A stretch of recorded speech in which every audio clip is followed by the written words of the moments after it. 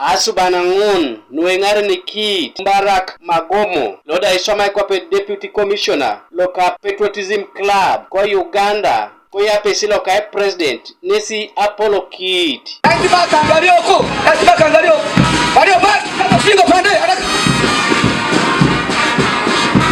Pakwali Obutu loda Ruchokinit ana petanuka Patriotism okidena ko Uganda nyesi abu hilip isemeroi anyinebe topolorete aina petanuka Patriotism. So the main theme we handle here is to teach these learners about our country, how to run this country, how to protect this country, and then how to develop it. Esisiak ngul luda adorete ilukumni areke dakwatakan kesi alomunto koto mosemeroi lu emorial to sorte says keso college aloet keda St. Mary's Girls SS Aboy Clinton Soroti City West Airabet Jonathan Mebwalu ngesa abalebe Patriotism nesi igangit apugan kwape iponedi opeloda ipelo totor idwe ajaut kede epelulo ayuart akwap. My fellow patriots, patriotism and constitutionalism are almost the same.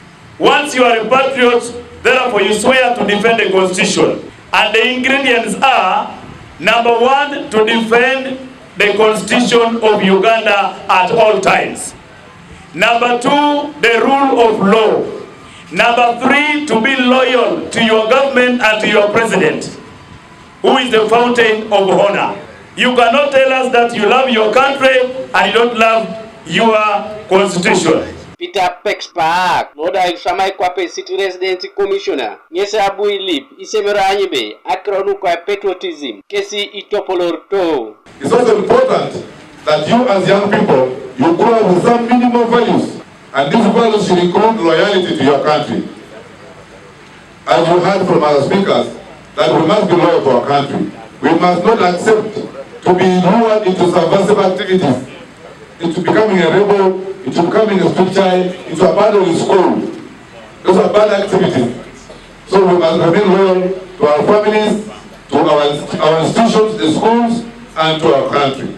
Ija ikinaini arike kwa pepejono luangosi bib, Abu Mbarak, Magomo, Ilip isomeroi, ajala kinaini na petanu, aimor kikita na petanu ka Patriotism keda politics. Hard work is a key to everybody. Prosperity comes from hard work. Nobody in this world will claim that is prosperous when is lazy. Gabriel Esikukanuka TV East, Koibuga Soroti.